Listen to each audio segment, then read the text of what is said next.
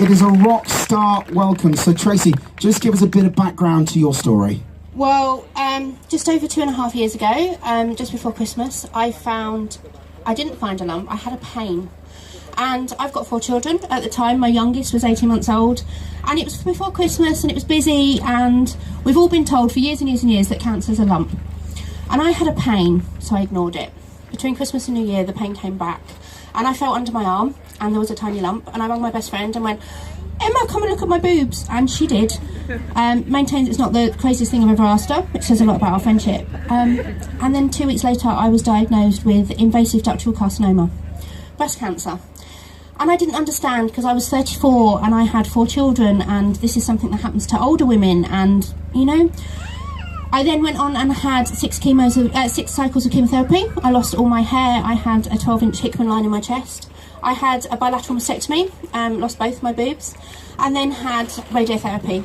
What I hadn't anticipated was going back 6 weeks later for the doctor to say, "You've done fantastic, your scars are healing, this is all good, but you've still got cancer." And it had started to already spread throughout my body. So I continued to have investigations and tests, and we know that one day my cancer will come back. And they do cancer statistics, as I'm sure everybody knows, in 5 and 10 years. The amount of women still alive with the type variants I've got at 10 years, there are no figures. The amount of women still alive at 5 years is just 12%. And for a woman of 34, that's horrifying. For a woman of 34 with 4 children who are still under the age of 13, that's absolutely devastating. So, where we are today, where are you today? We're in a really weird cancer limbo where my cancer hasn't gone, but I don't currently have active secondaries. I'm currently having various tests and scans for suspected recurrence, meaning that my cancer's come back to my chest wall. But we just wait, and we hope that with the research that Cancer Research UK are doing, that one day I'll walk into that doctor's office and he'll say, "There's something that's going to help, there's something that's going to make a difference." Now, you're a trustee of York Breast Friends. For people who don't know about the organisation, tell us about the organisation and what you can do for people. York Breast Friends is amazing, and we've all been in that situation with someone that has cancer, and we've all gone, "I know how you feel," and with no disrespect to anybody, unless you've been there, you really don't. And York Breast Friends is amazing in the fact that they really do know, because the ladies at York Breast Friends have had cancer. They've all have been various stages of diagnosis, various different diagnoses, different treatments, but we've all been there, and we know when you come in and say, "Oh, I've got this side effect, what can I do?" We know because we've been there.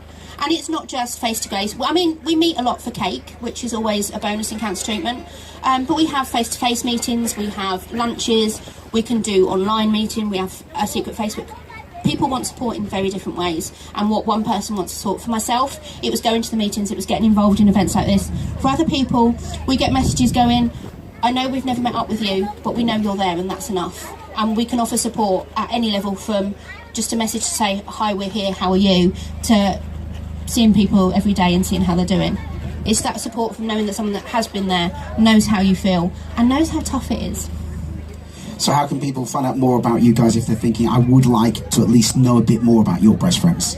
Well, we are always welcome. We're always welcoming to people who have had a breast cancer diagnosis. It doesn't matter if it was 2 days ago or 20 years ago. We welcome absolutely anybody. We do have a green tent over there, where Zoe is with our banners, and some leaflets and information and newsletters. You can also find us on the usual social media, Facebook, Twitter, Instagram, as York Breast Friends. And we're also always grateful for people to support us with fundraising and just come to our events and kind of go, "I love someone with cancer, I'm here to help." What would you say to these amazing people who are helping us to beat cancer sooner? I'm lucky that I have the support of my family, and I have the support of York Breast Friends. I'm also lucky that we have the support of thousands and thousands of people dressed in pink and pom-poms and glitter and sparkles who are going out today to make a difference. It's well known that if cancer is diagnosed sooner, the treatments are less invasive and more successful.